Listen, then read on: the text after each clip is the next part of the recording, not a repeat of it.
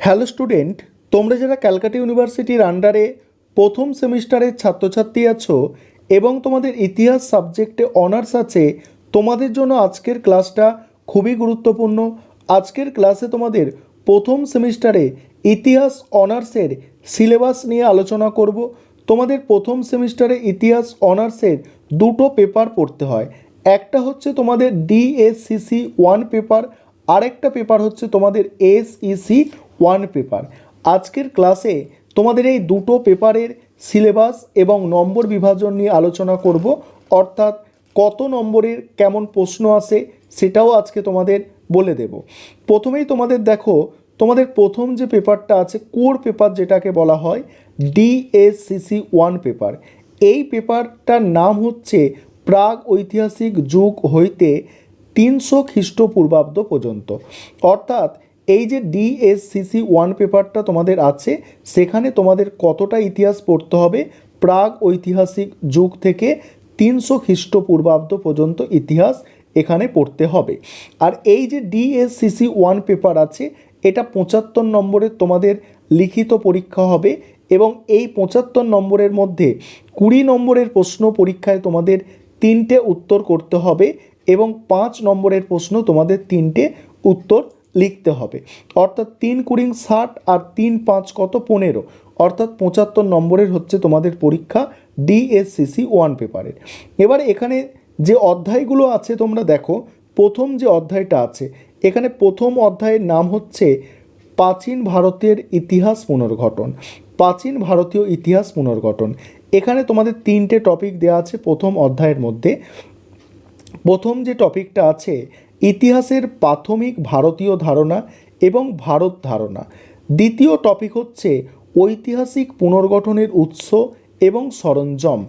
3 নম্বর হচ্ছে ঐতিহাসিক ব্যাখ্যা, লিঙ্গ, পরিবেশ, প্রযুক্তি এবং অঞ্চলের বিশেষ উল্লেখ সহ। এটা গেল তোমাদের 1 নম্বর অধ্যায়। দ্বিতীয় অধ্যায় তোমাদের যেটা আছে দেখো, দ্বিতীয় অধ্যায় হচ্ছে শিকারী, সংগ্রাহক এবং খাদ্য পণ্যের উৎপাদন। এখানে দেখো যে টপিকগুলো পড়তে হচ্ছে প্রাচীন প্রস্তর সংস্কৃতি, মধ্যপ্রস্তর সংস্কৃতি আর নব্যপ্রস্তর সংস্কৃতি। অর্থাৎ প্রাচীন প্রস্তরের যুগ সম্পর্কে এখানে পড়তে হবে, নব্যপ্রস্তরের যুগ সম্পর্কে এখানে পড়তে হবে, প্রাচীন প্রস্তর, মধ্যপ্রস্তর আর নব্যপ্রস্তর এবং শেষেরটা নব্যপ্রস্ত এবং তাম্রপ্রস্ত, এই যুগগুলো সম্পর্কে তোমাদের এখানে পড়তে হবে। এর বন্টন, জীবনযাপন কেমন ছিল, এইগুলো সম্পর্কে জানতে হবে। এবার 3 নম্বর অধ্যায়, 3 নম্বর অধ্যায় হরপ্পা সভ্যতা। হরপ্পা সভ্যতার উৎপত্তি, সেখানে যে বসতি নিদর্শন, শহর পরিকল্পনা কেমন ছিল, কৃষি কেমন ছিল, কারুশিল্প কেমন ছিল, বাণিজ্য কেমন ছিল, সামাজিক রাজনৈতিক সংগঠন, ধর্মীয় বিশ্বাস। অর্থাৎ 3 নম্বর অধ্যায়টা তোমাদের হচ্ছে হরপ্পা সভ্যতা নিয়ে পড়তে হচ্ছে। এবার হচ্ছে 4 নম্বর অধ্যায়। 4 নম্বর অধ্যায় হচ্ছে সংস্কৃতির রূপান্তর। সংস্কৃতির রূপান্তর, এই 4টে অধ্যায় তোমাদের ডিএসসিসি 1 পেপারে আছে। এখানে তোমাদের পড়তে হচ্ছে, যেগুলো পড়তে হচ্ছে দেখো, এখানে রূপান্তরের ধরন, প্রযুক্তিগত ও অর্থনৈতিক উন্নয়ন, সামাজিক স্তরবিন্যাস, রাজনৈতিক সম্পর্ক, ধর্ম এবং দর্শন, আর্য সমস্যা। তার মধ্যে আবার পড়ছে উত্তর ভারতে, মধ্য ভারত ও দক্ষিণ ভারতে আর তামিলখাম। এই হচ্ছে তোমাদের ডিএসসিসি 1 পেপারের সিলেবাস। এবারে এসিসি পেপার।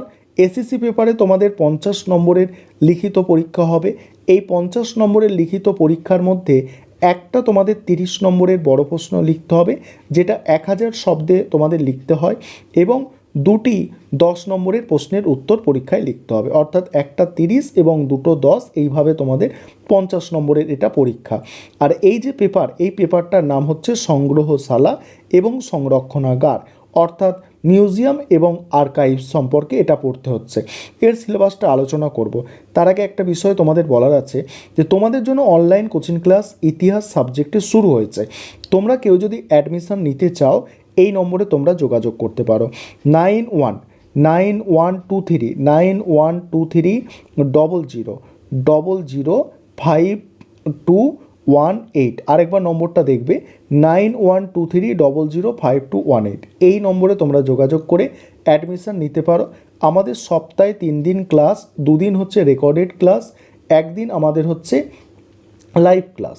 ঠিক আছে, 2 দিন রেকর্ডেড ক্লাস এবং 1 দিন লাইভ ক্লাস, এবং পার মান্থ আমাদের 500 টাকা করে ফিস নেওয়া হয়। তোমরা যদি কেউ আগ্রহী ছাত্রছাত্রী থাকো তাহলে এই নম্বরে যোগাযোগ করে অ্যাডমিশান নিতে পারো। তারপরে দেখো এবারে এসএসসি পেপারের সিলেবাসটা তোমরা দেখে নাও। এসএসসি পেপারে তোমাদের প্রথম যে অধ্যায়টা আছে, প্রথম অধ্যায় হচ্ছে উন্নয়নের সংজ্ঞা। ঠিক আছে, উন্নয়নের সংজ্ঞা পড়তে হবে এবং ইতিহাস পড়তে হবে ভারতের বিশেষ উল্লেখ সহ। দ্বিতীয় যে অধ্যায় সংগ্রহশালা এবং জাদুঘরের প্রকারভেদ পড়তে হবে। আর 3 নম্বর অধ্যায় হচ্ছে জাদুঘরের উপস্থাপনা এবং প্রদর্শনী পড়তে হচ্ছে। এবং 4 নম্বর অধ্যায় জাদুঘর, সংগ্রহশালা এবং সমাজ। এই 4টে অধ্যায় তোমাদের এসএসসি পেপারে আছে।